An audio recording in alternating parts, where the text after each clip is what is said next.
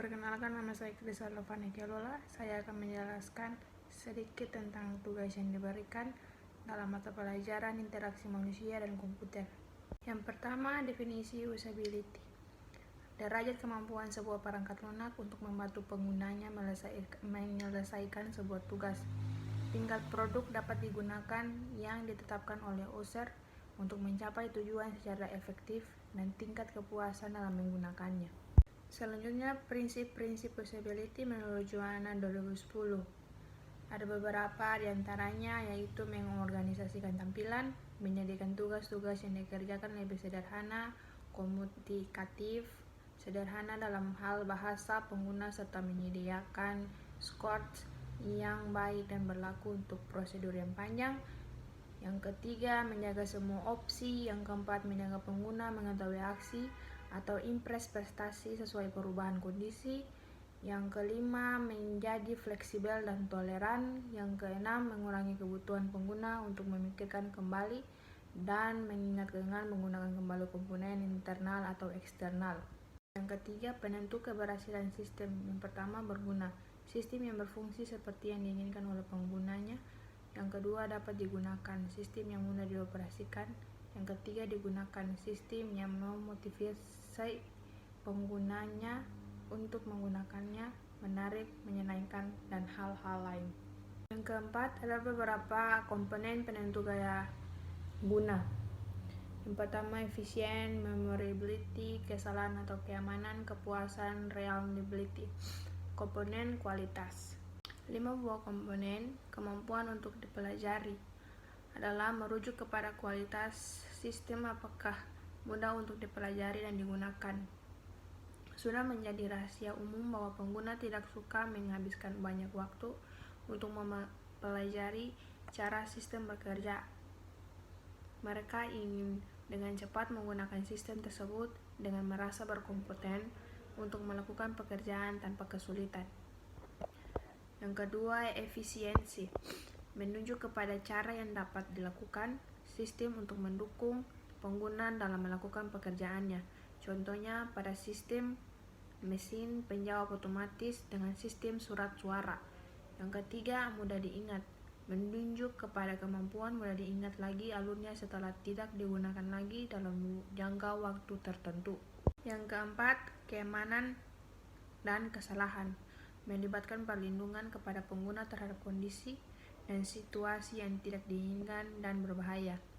Sistem sebaiknya mempunyai berbagai fasilitas pertolongan untuk pengguna dalam sebarang situasi untuk menghindarkan mereka dari kesalahan yang tidak disengaja.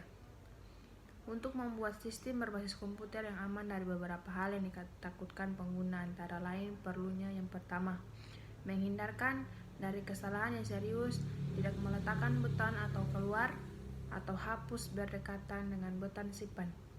Yang kedua, menyediakan fasilitas recovery ketika pengguna melakukan kesalahan, contohnya undo, dan ketika kita mau menghapus. Yang kelima, kepuasan. Merujuk kepada suatu keadaan di mana pengguna merasa puas setelah menggunakan sistem tersebut karena kemudahan yang dimiliki oleh sistem. Dengan kata lain, semakin pengguna menyukai suatu sistem, secara implisit mereka puas dengan sistem yang dimaksud atau sistem yang digunakan. Yang kelima, menguji daya guna. Proses untuk mengukur karakteristik interaksi manusia dan komputer dari sebuah sistem untuk mengidentifikasikan kelemahan-kelemahan antarmuka sehingga perancang dapat memperbaikinya secara tepat. Dapat dilakukan secara informal maupun menyeluruh, dari yang berbiaya sampai murah sampai mahal. 3 jenis uji kebergunaan menurut Levin Conrad dari 1997. Yang pertama, uji eksploratory. Yang kedua, threshold testing. Yang ketiga, uji perbandingan. Dapat kita lihat di situ. Yang pertama, uji eksploratory bertujuan untuk menguji sebuah sistem dan mencari titik-titik di mana pengguna mengalami kebingungan, kesalahan atau unjuk kerja melambat. Yang kedua, threshold testing digunakan untuk mengukur kinerja sistem terhadap sejumlah sasaran yang ditentukan terlebih dahulu. Yang ketiga, uji perbandingan. Itu untuk mengukur karakteristik kebugaran dari dua pendekatan atau rancangan untuk menentukan rancangan yang lebih cocok bagi pengguna. Selanjutnya, sistem yang berdaya guna. Pembahasan dalam pengujian daya guna yang dilakukan dengan benar akan memberi manfaat, terutama dari sudut pandang penghematan biaya pembangunan sistem. Sistem yang memiliki daya guna yang tinggi dapat pertama mengurangi biaya pelatihan, kedua super konsumen, yang ketiga meningkatkan kepuasan pengguna.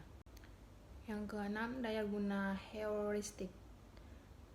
Dialog yang sederhana dan alami, berbicara dengan bahasa pengguna, mengurangi beban ingatan pengguna, konsisten, sistem timbal balik, jalan keluar yang jelas, jalan pintas, pesan kesalahan yang baik, bantuan dan dokumentasi. Yang pertama, dialog yang sederhana dan alami. User interface mestilah seringkas mungkin dan bersifat natural dialog. Setiap dialog seharusnya menghindari perintah-perintah yang tidak perlu dan tidak ada hubungannya dengan interface, karena untuk setiap elemen baru yang ditambahkan merupakan sebuah masalah baru yang harus dipelajari oleh pengguna.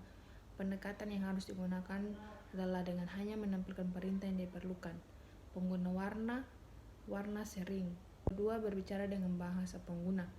Dialog seharusnya menggunakan bahasa yang dipahami oleh user. Pengguna singkatan dalam bahasa yang tidak jelas harus dihindari, karena menghindari perintah-perintah yang berorientasi mesin atau bahasa pemrogram. Yang ketiga, mengurangi beban ingatan pengguna. User tidak seharusnya dibebani untuk mengingat atau menghafal pada saat berinteraksi dengan sistem. Keempat, konsisten.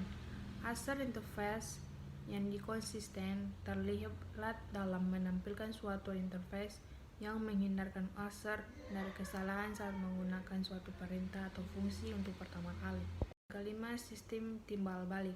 Sistem sebaiknya memberitahu pengguna atas segala aktivitas yang sedang berlangsung atau status sistem. Sistem yang menunggu input dari pengguna, memproses input, menampilkan output, dan lain-lain. 6. Jalan keluar yang jelas. Sistem harus dapat memberikan menjelaskan tentang kondisi dan solusi untuk menghindari user terjebak dalam tampilan-tampilan yang tidak diinginkan saat berinteraksi dengan sistem. Berguna untuk membantu user agar dapat menggunakan berbagai fungsi dengan mudah. 8. Pesan kesalahan yang baik. Sistem sebaiknya menyediakan mekanisme pemberitahuan kesalahan dan menunjukkan sistem bahwa user berada dalam kondisi bermasalah serta membantu user untuk lebih memahami sistem. Good error message. Aturan dalam menampilkan pesan kesalahan. Pesan kesalahan yang digunakan harus jelas dan dengan mudah dipahami. Pesan yang disampaikan harus bersifat khusus. Pesan kesalahan hendaknya menyediakan cadangan penyelesaian atau kesalahan yang dilakukan. Penyampaian pesan dilakukan dengan sopan. Yang kesembilan, mencegah kesalahan. Sistem interface yang baik harus mampu membuat user menghindari kesalahan.